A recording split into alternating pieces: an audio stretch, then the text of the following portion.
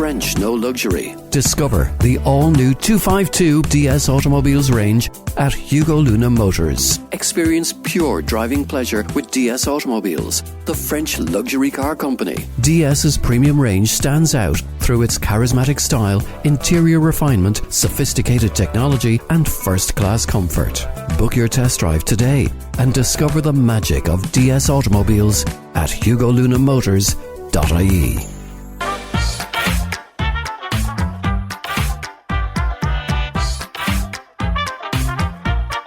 Good evening and welcome to Encore, your weekly arts and entertainment show on Midlands 103 with Zoe Ryan in the presenter seat once again.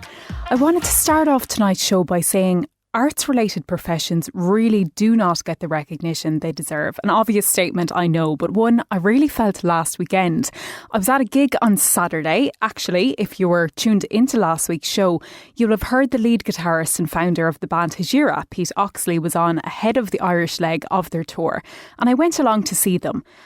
And there was this section in one of the sets where there was a drum solo.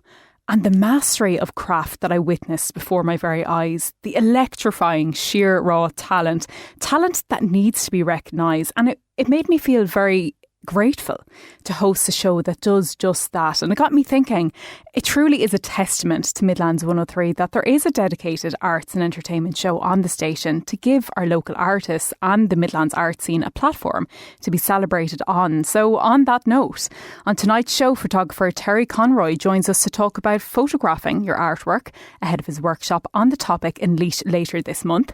Illustrator Julianne Carroll tells us about her role in bringing a Westmeath author's book Annabel to life, and a film premiere in the Midlands. The awfully creatives behind the short film Dairy Babes will be dropping by the studio to discuss its upcoming debut next week as part of Culture Night.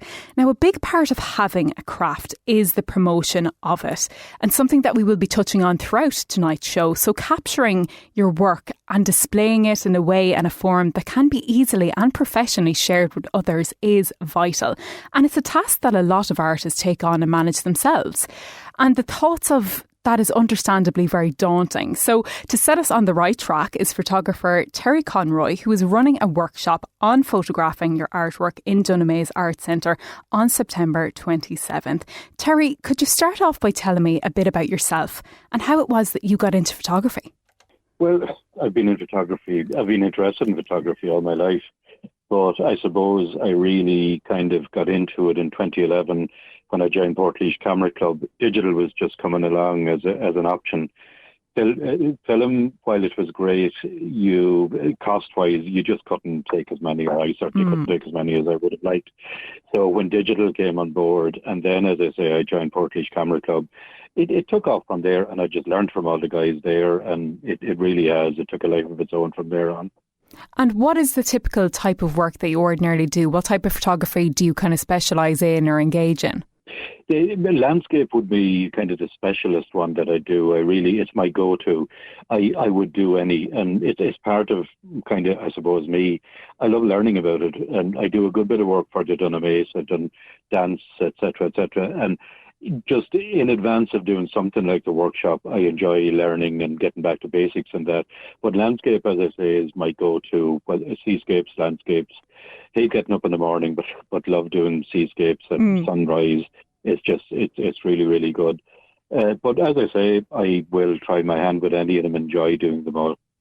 And as you said there, you've done a lot of work with Dunamaise over the years, and you've teamed up with them now to do a workshop at the end of this month where it's an important area that I think a lot of people forget about, where you're showing people how to photograph their artwork. Because as we know in this day and age, it's not enough to just actually do the artwork. Artists need to go then and show it to other people, show them their portfolio, display the work. And as I said, it's not often an area that whatever their art form is, whether it be maybe clay modelling or it could be painting or something, photography might not be their strong point. So that's where you come in to help them and assist them with doing that. Yeah, absolutely. People put an awful lot of time, energy, and even love into their artwork. And it's just so important when you're taking a photograph, whether it be for social media, whether it be for printing, whether it be for a submission, that it accurately shows exactly what you've done. And one of the biggest flaws, I suppose, that you can find is getting the colours accurate. You really, really need to. It's especially your whites. If you take it in the wrong kind of light, your whites suddenly become yellow if it's a warm room, or they can actually literally go slightly blue in a cold room. So you have to try and get your colours accurate. You have to get the perspective right. That if you kind of, with your phone, with your camera, if you stand in close to your piece and you kind of really zoom out the camera, all of your straight lines go crooked. So you have to bear that in mind as well. It's not impossible with a phone, but absolutely you need to get things right. And for the workshop that's coming up, can you talk me through what people who are attending it should expect? What will the day look like? Well, again, we're going to be doing a good bit of talking. I will also bring a camera and we'll have a look at some scenarios of where you want to be placing your artwork with the light correctly hitting that, how to actually make sure that the perspective stays the same, how maybe to put something beside, if it's a piece of sculpture, put something similar, appropriate beside it so that people will know the type of size that it is. So we'll do some talking, we'll have a bit of a slideshow, we'll have lots of questions and hopefully feedback from people, and then we will do a little bit of hands-on as well. So it'll be all of these things, and while I'm leading it, I will also be led by the people that are there, and hopefully there'll be lots of different types of artists there, from painting, from sculpture, to jewellery, etc., etc. And each one will be slightly different. And do attendees need to bring anything along with them? Would you be encouraging people like that to bring along their craft with them so that you can maybe specifically show them how they would capture their own pieces? Or are you requiring people to bring along their own cameras if they have them? Or are you saying for this time round, the phone is sufficient for what you're trying to show them at this particular workshop? No, all of the above, whatever they're used to doing. Sometimes people will actually go out and buy digital SLR to try and do it. So absolutely bring your camera on and we'll have a look at the settings. Bring your phone, and well, people will have their phone probably anyway. But if you use a different phone for your images, absolutely bring it along. If you want to bring on your laptop, and we'll have a look at whatever software, there's a couple of free types of software for editing your photographs, and we can have maybe a quick look at that as well. If you want to bring artwork, and that can be difficult at times, and we don't want anything getting damaged, sure. But people are absolutely welcome to bring anything along like that, and we can use that as examples when we're trying to show exactly how things are done. And is this a service that you would offer normally? Like, do you offer, we'll say, like one-to-one sessions in this type of an area, or is this just something you've teamed up with Dunamaise to do on a once-off, see how it does, and then go from there? On this particular occasion, it is a once-off. Now, there is one or two other artists that come to me to take pictures for them. But, I mean, it really is, when I said at the beginning, I will endeavour to help in any light. If somebody wanted one-on-one, I will absolutely do that for them. This, as you say, is one that is organised through Dunamaise Arts Centre. And if I could just mention, it's with the kind assistance and funding from Creative Ireland Laois. Both brilliantly add to art within the county and within the town. So just to mention those. But with your question, yes, absolutely. If afterwards somebody wanted to come to me one-on-one, I will help with that too. And it is worth noting as well that the workshop is free access for anybody who does want to come along with it. But you do ask that they book ahead of time because of space, that you're limited with the amount of space that you have. Yeah, it's limited. Look, it's not totally limited. Maybe they'll go for a different room if numbers got to be great, if numbers got as high that we needed more chairs and that. But it is just for future planning, for forward planning, to make sure that we have the setup correct for people that we would ask them to book in advance. And the Dunamaise actually also are doing a similar one. I'm doing a landscape talk on the 22nd of November, if anyone's interested in that. And equally, it's Creative Ireland Laois that are behind that one. But if people can contact the Dunamaise and book in advance, it was absolutely preferable, not essential. And look, we're not going to turn people away.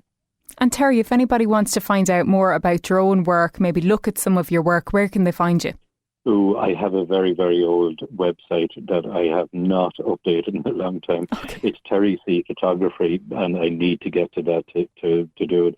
I really enjoyed the doing, and rather than the publicity and the pushing, I really enjoy doing doing the photography, I fall back on the rest of it maybe. It's become a whole other thing, isn't it, where people have to be a one-man band absolutely. of exactly displaying the work and everything. But Terry, thanks a million for talking to me this evening. It's been really interesting and I'm looking forward to seeing what comes out of the workshop, because as I said, I think it's a really important area that maybe people forget about until artists like that have their piece created. They want to go and show it, whether it's on their social media platforms or, as you said, maybe to send it somewhere for submission or for review. And then they don't know how to go about actually doing it justice with the photography. Yep. So it's great to have someone, as I said, with your expertise to guide them in that. And listen, thanks very, very much for having me on. It's brilliant to be able to talk to you, to talk about photography in general. I think there's actually a closing date at the end of September for submissions for something, and this may be the instigator for this particular talk. Okay. So, yes, hopefully it'll help people in that line as well. Fantastic, Terry. Thank you again for speaking with me this evening. Not at all. Thanks very much, Zoe. Up next, the tale of two Midlands-based teachers coming together to use their artistic talents to create a beautiful children's picture book. Midlands 103. It is Encore on Midlands 103 with Zoe Ryan. A reminder that the Midlands 103 Hospitality Awards are fast approaching. Who brews the finest coffee in the Midlands? In which bar would you find the best music? And name the wedding planner who thinks of your every detail.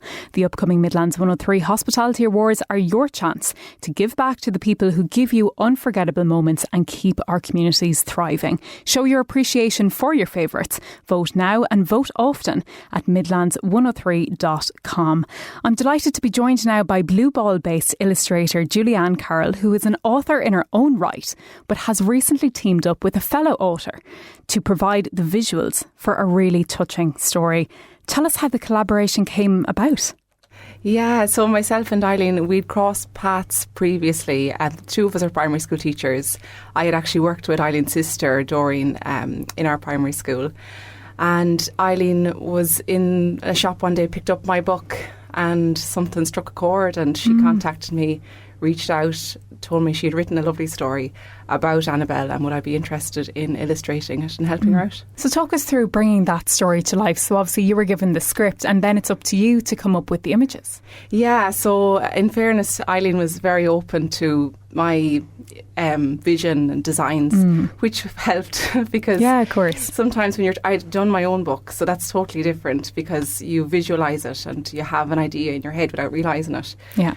So trying to collaborate with somebody, it helps when they're open to your designs as well. Yeah, because you're trying to put their vision into reality. Yeah. So, like I said, Eileen had written the story and she had laid out what what sentences, what she wanted on each page, and that was the guideline that I was given. So then a bit of chatting over and back, and sometimes I might draw out a rough vision of what I would imagine for each page, send it on to her, and then when I created each page, sent it on to her again. And she was always so delighted with the illustrations and the designs, and it was a really good collaboration. We worked really well together. Yeah, and obviously with any author who's written a piece, they're obviously going to be very precious about it and they want, as I said, their vision to come to life. But this is a very personal story to Eileen as well. Yeah, so close to her heart. So her little Annabel passed away sadly in 2018. So she had written this story. It was based on real life events, trips to the beach that they had as a family that she pushed together into one lovely story, and absolutely close to her heart. And it's keeping Annabel's spirit alive, really. And was there a lot of pressure, I suppose, on you to bring that vision to life? To be honest with you, I can remember getting the email from Eileen in that evening. No matter what, my job, as far as I could see, was to do my best job and keep Annabel's spirit alive. Like, it was such a precious story, so I was just going to try my best. And then the feedback that I got from Eileen every time that I sent her on a picture was great. So yeah, it was encouraging. Yeah, exactly. So I knew I was on the right path. But it was something that I was never going to have to, put it that way. I was going to put hours into it and do the best job I could. And speaking of path, you mentioned there that your 9-to-5 job, for want of a better word, is a primary teacher. So how was it that you went down that route of writing and illustration? It's something, as a child, I loved art and design, creating. and drawing, and I suppose as part of your job as a teacher, you're constantly creating and designing as part of your lesson plans and your day-to-day lessons. And then picture books, again, as part of teaching, you use them to communicate messages and ideas with children that can be powerful. And as a mum then as well, you know, you're reading at bedtime, and again, lovely, meaningful books. They're so precious to share the story with children. So it's something that I've wanted to do for a long time. And then I wrote one I launched it almost 2 years ago now. It's actually, sorry, it is 2 years ago now. Yeah. In memory of a friend of mine. And it's a well-being book for kids. And it's just, it was a passionate project, and it was something that I was driven to do. So while on that project, I was like a dog with a bone, as in I just was going to launch that book no matter what. So you're hell-bent. Hell-bent. So I picked up all the information as I went along and how to do that and how to self-publish. Yeah. So that's kind of how I got to launching a book and self-publishing a book, and being in a position, I suppose, to help Eileen to do the same for her book. Yeah, and I imagine that that's a challenge within itself, as you said, to self-publish it. Yeah. I had only thought of creating a book.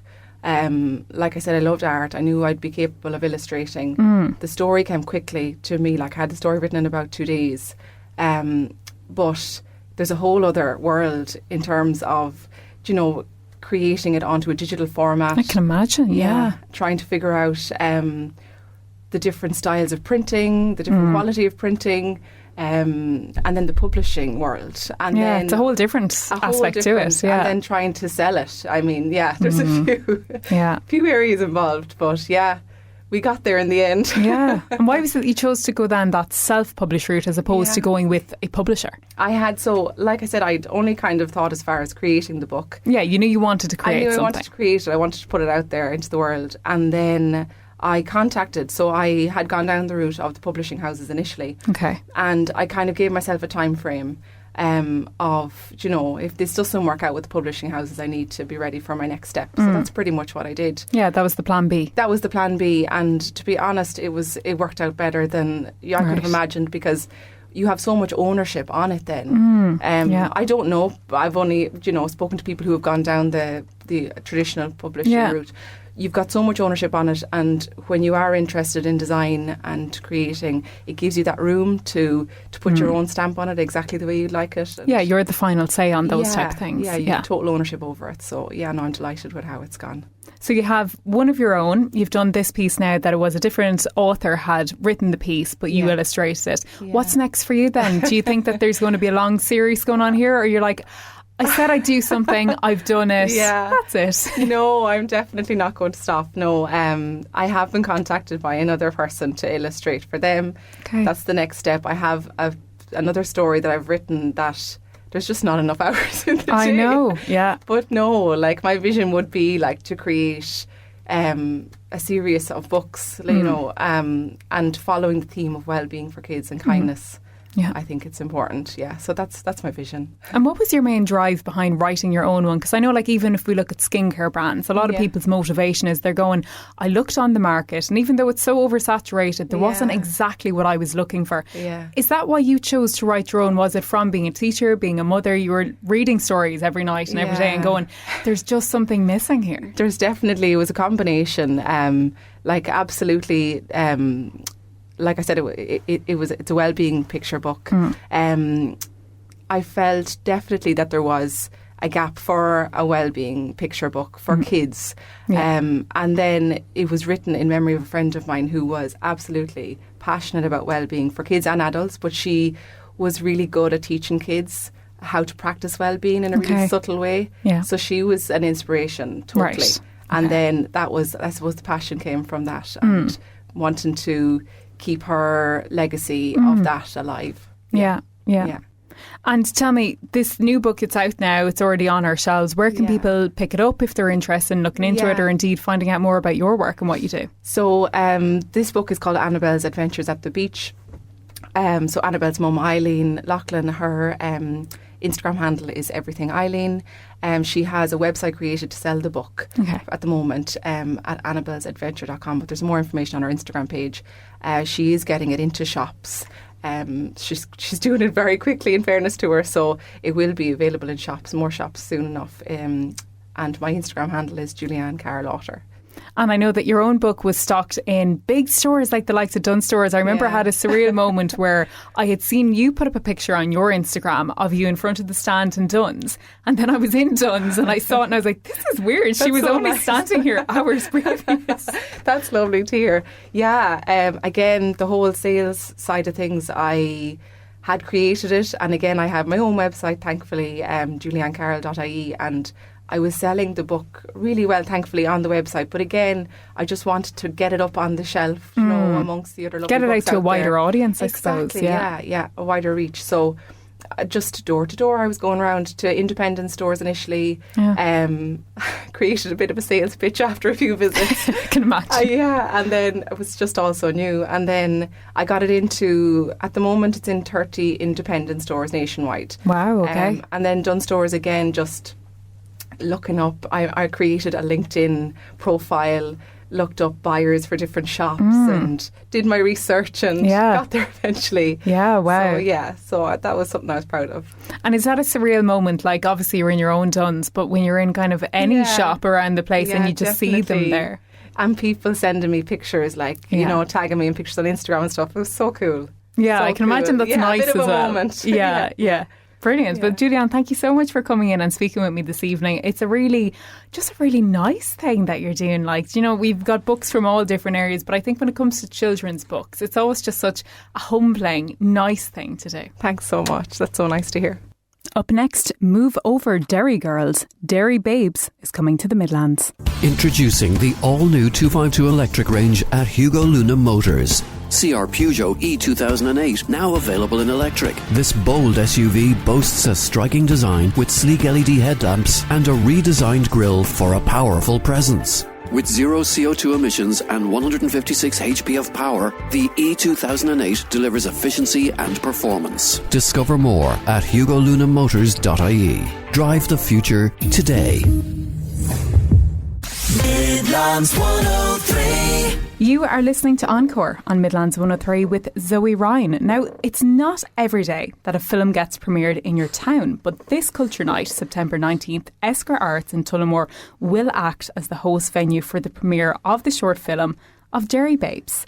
I'm joined now by its writer and director, Patrick Fogarty, and Tullamore-born actor and leading man of the film, Daniel Murray. You're both very welcome out to the Midlands 103 studios this evening. Thanks very much for having us. Thank you, Zoe. Appreciate that. Yeah, no, it's great. So the two of you came together and said, let's make a movie. But tell me, how did it all come about? Did one of you call the other, or what was the origin story of the film? I think we were up in Tullamore, I believe, in Daniel's house, and I think we might have just been coming back from a play or something, and then we were just talking, and we were both itching to just do something. You know, we were heavily involved in theatre, and we just kind of decided to, you know, we wanted to do something. I had written a kind of a short story. I gave it to Daniel. He had it really, really liked it. We made a few kind of corrections to it, and then from there we just kind of, you know, threw ourselves into it, you know, and thankfully it came to fruition. Yeah, 100%. I would say it felt like kind of the natural progression, I suppose, in terms of me and Patrick have been kind of collaborating on stuff now for a while. Sure, we met in college and we've kind of been involved in separate projects and projects together. And I suppose giving a shout out to the play that I directed last year that Patrick wrote, The Incarnation of the Prodigal Son. Once we did that, we were like, what else can we do now? Because we really thought that was a success now. We really enjoyed doing it. It's like, what will we do now? And a short film just seemed like the way to go. And I suppose we took a gamble. Yeah, exactly. Yeah, like, but we're both mad. You know, we're both mad into kind of creating things. You know, it's what we get a kick out of. We have to do it. You know, and you know, we're making it for people to enjoy as well. You know, we want people to enjoy it. We want people to, you know, go out and see these things and you know get their money's worth. Hopefully, absolutely. Patrick, the film has been described as being the love story of the Bonnie and Clyde of the 1980s of Ireland. Would that be true to say? Yeah, it would. So the kind of original idea for the story was there's a 1967 film called Bonnie and Clyde, and with Warren Beatty and Faye Dunaway, and it's a great film. It's a classic, and I love that film. And I just kind of suppose I had the thoughts for this kind of you know, how would I write that in an Irish setting, and I kind of brought it over into the kind of Irish humour, black humour, kind of gallows humour, and kind of mix those two ideas together, and this is kind of what came out. And Daniel, for you, what was it like filming the piece? Terrifying, absolutely terrifying. In more ways than one, but look, in a great way as well, I have to say, because it's a lot different. It really is a lot different in stagecraft or theatre. Obviously, in theatre, you're in a live performance, you're all the way through, so you're kind of in the moment for that 2 hour space of time. But with filming, it's stop-start. It's very knit and gritty, bitty, and you're kind of beholden to other people, and you're waiting on other people. They're long days. I'd say we did, 2 12-hour days?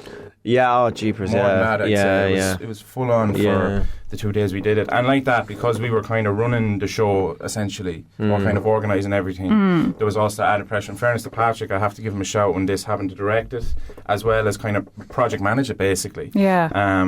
It's just, sure, everything and anything goes wrong, really.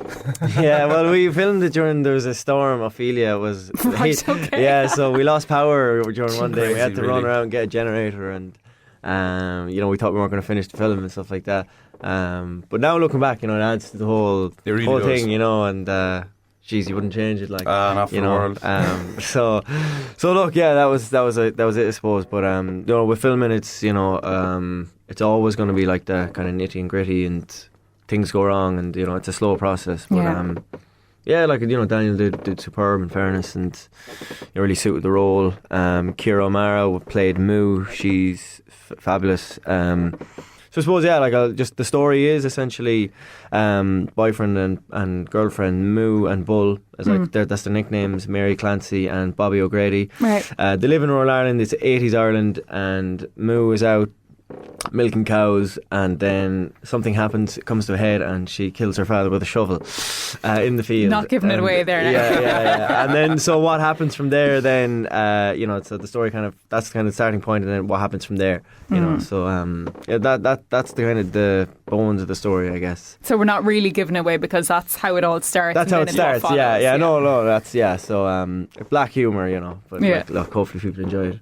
And you mentioned there, Daniel, about, I know myself from doing like the live shows, you were saying on stage it's different. Like if something goes wrong, improv just takes over, and you have to think so quickly. You almost do it without even thinking. Absolutely. Whereas with that stop starting, did you find that was, obviously it's a different ball game, but did you find that it nearly was hard to get back into the character when you were stopping and starting in between scenes? Certainly, yeah, it's definitely a challenge. And I think, though, look, it's a welcome challenge as well. You kind of have to view it that's a different medium. It's a different type of skill almost. And it was challenging, because we did have just in terms of where we shot, location wise, management, all different people. A lot of people we kind of met for the first time on the day. So there's this kind of I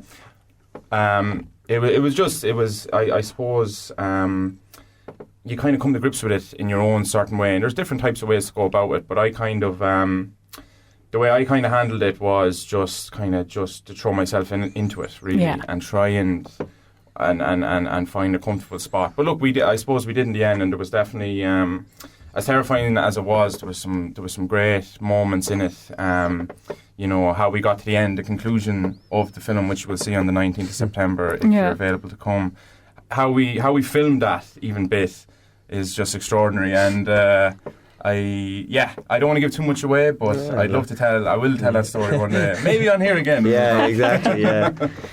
Stay tuned, because after this we'll be continuing on the conversation. Midlands 103. You're tuned into the final segment on tonight's Encore, where we've been chatting to the creators of Dairy Babes, a short film premiering in Esker Arts next week. You mentioned some of the challenges of such a production. I assume something that posed as a challenge was conveying such a complex plotline in such a short space of time, because it is a short story. It only runs for around 7 minutes. Yeah, that's actually one of the tricky things about a short film. You're trying to tell something in a very condensed period, so it's hard to really have an impact. So I suppose this is like a snippet from a full film, if you like, kind of leading it on a kind of a cliffhanger to kind of preempt the, hopefully to try and make this into a full film. That's the story, that's the idea, to make it a feature film. So, yeah. So that's the aspiration, for this to just be the start, give people a taste of this. Exactly, plotline. yeah, it would be, yeah. And I think that's always the case with short films, you're kind of building it to for something else, you know. Where was the film shot? You said that it kind of all happened last year. Where are we looking? I know that obviously you're based kind of Midlands yourselves. Yeah. Was it shot in the Midlands? Well, we originally we wanted to shoot it in Tullamore. That was the whole idea, because we started in Tullamore. The backdrop was Tullamore. And then I suppose something fell through here. Yeah. We had it all set up, and then something fell through, which, you know, that these things happen. Yeah. These things happen. And then we had to kind of pivot quickly and kind of scramble to get a house, which we did in Clonakilty. It was near where I live, in the Midlands in Tip, and yeah, like, it worked out well for the best, because the location we got is you know, it has a great aesthetic. You know, it's old looking, and we were able to kind of do anything we wanted to it. Like, we could kind of dress it up or set it up how we wanted. And I'd like to give a shout out, especially to Patrick's uncle Jim, who plays the father in the piece, who is killed at the beginning. He, in fairness to him, pulled out all the stops in terms to get the house ready. Patrick hasn't told me the full extent yet. For some reason I don't know, but some of the stuff that Jim was pulling, I'd say maybe 2 days before we were set to film to get the house ready, was enormous, astronomical, really. It's some effort, and it just goes through. And as well as shout out Eddie Lillis, who also plays the other character in the play. Everyone just pulled together. There was a great bond, I think, between the cast. And it was just a Herculean effort. But you need that, don't you? You need it to be like a whole community effort, especially said for a short film that maybe there's not much funding or backing behind it. You need people to pull together and play their part. Yeah, that's it, exactly. Yeah, you know, because it's a tense enough environment, so you do kind of need people to go the extra mile and do something to, you know, kind of multitasking. Everyone was multitasking. You know, and that's how you get over the line. But like, similar to that, like Daniel's family as well were great. Daniel's mother was superb. Like, she's helping out with the promotion of it now.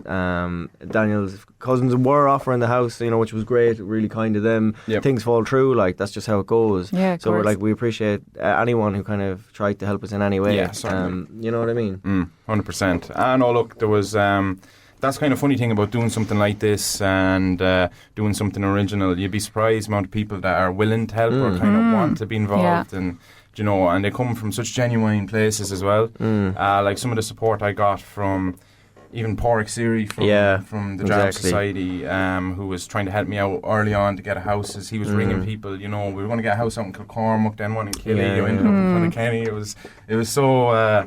It was brilliant, really. Like, it just goes to show when you're doing something like this how it brings people together in a funny way. But I suppose it's magic. That's probably why I like doing it the most. It kind of creates that magic between people, and that's it, really. And you touched on there about the promotion of it. From what I gather, you're taking a lot of that on yourselves. Absolutely, yeah. Yeah, basically. Well, look, I'm a salesman, really, by trade. That's what I do as a day job. So I suppose it comes second nature to me when I'm trying to sell this. And I quite enjoy it. I actually quite enjoy the promotion side of it, because it's just... one of the days there, I think it was last Friday, I just grabbed a load of posters and I was doing the campaign trail in the town. Sure. And I plastered the town, really. And you're actually going to get a couple of fines. Trust me, have a look out. Like, it's going to be on my social media as well. Well, I suppose, like, I'm not really into promote. Like, it's not my strong suit, promotion, definitely not. But the film, like, it has got a good reception. So if people are like, we've got into the Kerry International Film Festival, which was huge for us, and also the Cork Indie Film Festival, and it's also playing in Burr. So if you can't make it Saturday or September, it'll be running at film festivals as well, so you might catch it. Absolutely, and just to reiterate that point, so 3 film festivals the movie has got into, which is great. So far. Big achievement. So far, exactly. I like the thing about it, But look, I'm going to be posting dates anyways. We have a Facebook page, and I'll be posting on my social medias as well dates that if you can come to see it for free on the 19th, you can also come support us as we try and conquer the world, I suppose. And with regards to the premiere itself, it's obviously been premiered, as I said, in Tullamore. Why Tullamore as a location? I know obviously you're kind of in that area. You said you were shooting it. Is that why it was a logical option, or why Esker Arts? I suppose, it's a good question to ask. We have a good relationship with Esker Arts, Sean the director, and all the people who work there, just from doing plays. For myself, doing plays over the last year, and then Patrick as well. So it was good. It felt kind of natural to do it there. And then they in fact were kind of asking me about it then as well. When they had Culture Night come up, they were looking, it almost fell into place really, that this is perfect, we have made the film, we're looking for a place to premiere it where there's going to be a lot of eyes anyways, part of Culture Night, so it just all fell into place. So it was well, we're like super thankful to Esker Arts. Like they're a terrific group there. You know, they're so nice, they're so creative, they're so supportive, like so like, you know, we really appreciate Sean and all the guys there at the Esker Arts, like, you know, Rocky as well, Rocky, you know, God, Lee, what a gent. Yeah, all of them. So look, it's without, you know, the kind of setups like that, you can't get these things going. And sorry to be just lumping shout outs into this, Lee Hamill, who works in Esker, he's actually doing a performance of a play just before ours, so in the slot just before ours, so I'd give a shout out to that. I think it's called Solutions to the Border, and like that, the good thing about Culture Night is that you can come and sit in, because it's for free, you can sit and watch everything basically all the way through. Or dip in and out, Yeah, dip in and out, so that's what I'm going to be saying to a lot of people. There's also a friend of mine whose sister runs Donlan Dance Company. She's also doing a performance, I think 2 before me, so there's a lovely line up there, do you know, like for Friday night. But yeah, it's just great. We can't be more thankful enough for Esker and their support. So it's great. And it's great that it's a free access event, because I think sometimes people feel like the arts, and especially like that if you're going to a theatre setting or somewhere like that, they're going, it's not accessible. It feels a bit fuddy-duddy and maybe there's high price involved. So it's nice that I suppose people are getting invited into Esker Arts to see the great space that they have, as you said, for free. So there's no real financial pressure there for people. Yeah, exactly. Like, you know, it's asking a lot of people to come out of their way to see a short film, you know, so it's great that there's several things going on with this. Exactly, you know, it kind of takes the pressure off us, because you know, you can't really be asking people to come in for, you know, 10 minutes and, you know, watch a short film. So yeah, like as you say as well, like it's a free access, you know, they can come, and if you know, if they don't like it, then we don't feel as bad. You know? There's more on offer. Yeah, well, you didn't pay in, like, so relax. So the intention is that this is obviously the premiere of it, but you have had it in previous festivals. Are you hoping to kind of tour it a bit more?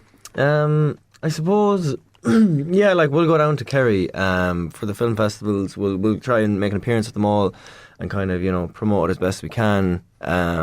And, you know, as I was saying then, you know, hopefully, you know, to meet some more people and try and, you know, give them the feature-length film version of the script. And from there, then, who knows, like, you know, but oftentimes you would see a short film can become a full film, you know. So that would be the plan. Yeah. And you've both mentioned there about the support that you're now getting. But I suppose the arts in general, it's not maybe a profession that a lot of people would traditionally think. I went down that route myself. You both went down it. Did you find that there was support all along for that when, say, you finished up, you're leaving certs, I know the CEO points and everything are going around at the moment. Did you find there was support then for your choice of career path that you wanted to take? Well, like, I think it's a hard business to make money in. Like, if you know, it's not for the faint-hearted. No, it's not. But I think, like, if you're honest with yourself and, you know, you pursue it diligently and kind of without fear, you will be rewarded. You know, and I think only, like, that's the only way to do it is to kind of do it because you enjoy it. You know, like, it has to be honest work. You know, but yeah, like support, I don't know, like financial, like it's difficult, you know, trying to apply for grants after grant after grant, and if you keep getting rejected, you know, it can be difficult. Like, but I suppose, like, you do grow thick skin, and you don't take it personal. You just kind of have to segue into another means of creating it, you know. Yeah, definitely. Yeah, I'd say no. To be honest, with support, it's not really. It's not readily available, I suppose, in terms of from my experience of kind of being an actor, let's say, or trying to be more, that's as opposed to not selling, like if Patrick's a writer, for instance, and he's selling stuff that he's written, when I'm trying to sell myself, more or less, it's not like, you know, there's a lot of different avenues you can go to. They're not cheap, they really aren't, if you want to become a professional actor. But I suppose the main thing is you kind of want to enjoy it. You want to be in love with it almost, or love to. Oh, you have to keep going with it. 100%. Yeah. And like, It's very difficult. Would I recommend it to anyone? Only if you love it. I would. I'd recommend that everyone should nearly try it out once in their life, because it's like one of those experiences. One of my friends, I got involved in acting last year when he was in the play I directed, and now he's after doing. He did one more play after that, and he's doing 2 now this year. And it's just one of those experiences that I think everyone should experience once in their life, because the adrenaline and the feeling and the buzz you get is indescribable at times. And not to sound too airy-fairy with that. No, and I think as well, like on support, like you're not entitled. Like I'm not entitled to support. Yeah. Like I had to, like let's be real. Like people, you have to create your own things. You have to do your own work. Absolutely. I wouldn't be kind of crying out saying, "Oh, there's no support." There is, obviously structures, but at the same time, you need to work hard yourself and. Yeah. You get back what you put in. Yeah. Like so. But you've done that. You've put yourselves out there and you've said, we're going to create our own film. You're not saying, I'm going to sign up to write someone else's film. You just said, we're going to go out there, we're going to try it and see. And as you found, it has gone well for you. Yeah. Well, exactly, yeah. Like, you get back what you put in. Absolutely. And I think if you keep knocking on the door, like anything in life, you get back, you'll get something back. Even if it's not what you expect. A door will open somewhere. Yeah, a bit of a boomerang effect. Yeah. So, yeah. Lads, it's been a pleasure having you in this evening. If people want to know more about your work, about the upcoming premiere, about it beyond that, where can they find out more information? So, we're actually, and this kind of announcement we were going to save for the 19th, but I'll just let a little bit out there. A little exclusive. Exclusive. This has gone so well. So, me and Patrick have set up a production company. It's called Fogarty Productions. Wow. It's on the poster at the very top. You can see it. I'll spell it out. It's FOMOFADA-IRE Productions. If you Google that, it's the only thing that comes up, which is brilliant. But it's a link to our website, which Patrick made and hid from me until very recently. Well done, Patrick. Well, I didn't hid. Like I wasn't sure whether he was up to the task. It's a surprise. You can check out my credentials to see if I was all in. And Fogarty is actually it draws from the ancient mythology of Ireland. The Tuatha Dé Danann kind of. I was the about Fomorians to ask, they're a race of kind of sea monsters, and I thought it was interesting and druidic. I'll tell you just a side note. I told that to my father the other day, and he's like, what does that mean? And I was like, it's ancient Irish. And he's just like, so you're a fairy? It's fairies. Typical Irish father response, isn't it? The way you said it, you don't have to say it like that. But, sea monsters, man. Yeah, that's... mythical creatures. Okay, let's go with that. Yeah, exactly. Yeah. But so there's a link to our website. If you Google Fogarty Productions, it'll show you kind of all behind the scenes footage of the film. It also has the trailer for the film, and we'll be updating that soon with the dates for the film festival. So, if you want to find out more, there it is. And for the premiere, is it that people have to book ahead of time? I know you said it's free access, but do people have to book their place through Esker Arts? I would advise people to book because you can choose what seats you're in. In fairness, the bookings have been going quite well. I think we've 61 seats booked the last time I checked, maybe a day or two ago. So it's great. I mean, it looks brilliant for us. But you can come and get seats on the day, I'm sure. But if you wanted a good seat, I would advise that you book. Yeah, of course. And you've said there that obviously there's going to be more going on outside of the film premiere. With regards to the premiere, is there going to be a case of like a chat with the director, with the cast? Is there anything like that involved, or is it just a screening itself for this time round? So the screening, it's about a 7-minute short film, so that will take place at the beginning, and then, drum roll, there'll be a Q&A with myself and Patrick afterwards. I like it. I think Sean, the Arts Centre director, will be emceeing it. So look, that if anything, that'll be a bit of crack. That always adds to the experience, doesn't it? Some of the friends I've invited already said they're going to have some good questions lined up for us. So you've got some bribes, some brown envelopes sent out. We hope it doesn't taint the experience listening to these two wafflers after. Like, we just want to get out of here. Honestly. You made the film, shut off. I'll be more nervous for that now than anything. Than the actual screening. Fair enough. Look, it's never easy putting yourself out there, and as you said, you've gone on this venture now. You've decided, as you said, let's go on our own out here, let's make the film, let's have the production company. You are putting yourself out there to the public forum for questions to be asked, but no doubt it's all, as you said, there's good things to come from doing all that, putting yourself out there. Exactly. As you said, the kind of boomerang effect. Yeah. Brilliant. Well, lads, thanks again for coming out, and I'm looking forward to this premiere and the Q&A afterwards. Might have a few sneaky questions myself thrown in there if I haven't asked everything today. Yeah. No, thanks very much, Zoe. Really appreciate you having us on. It was a pleasure, and hopefully we get on again maybe when the feature film gets there. Absolutely. Keep an eye out for that. Yeah, exactly. But thank you.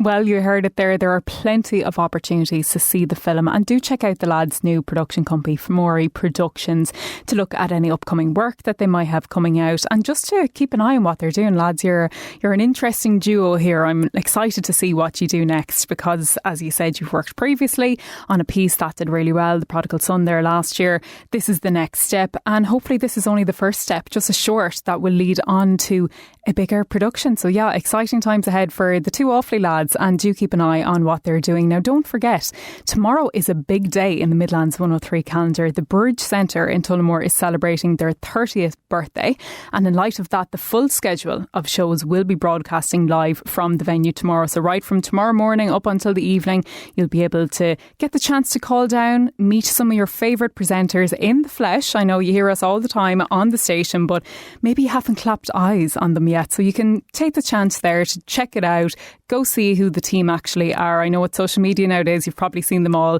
anyways, but just in case you've never seen them, call on down to them. You have a chance of winning prizes. There's talk of this big red button. I'm not exactly sure what the big red button does, but only good things can come from having a big red button. So do call down and check out what's going on. And the main man, of course, who is steering it all is John Cusack, who is no stranger to the Midlands 103 airways. He even actually has a show himself on Sunday night. So do make sure to check that out. It's happening all across the weekend to celebrate that big birthday celebration. But tomorrow, as I said, you're going to have a full day of live broadcasting from the Midlands 103 team. So do call on down to that. And we've had a little bit of an online debate throughout the show this evening, and it all started off with Joe Cooney, who's going to be fronting Country Roads next. He called into the studio to state that he felt that I was dressed like a country singer today. And to be fair to him, I am wearing a kind of blazer or a jacket that has tassels on it that are made from diamonds and bits of mirror. So we've had a little bit of an online poll tonight,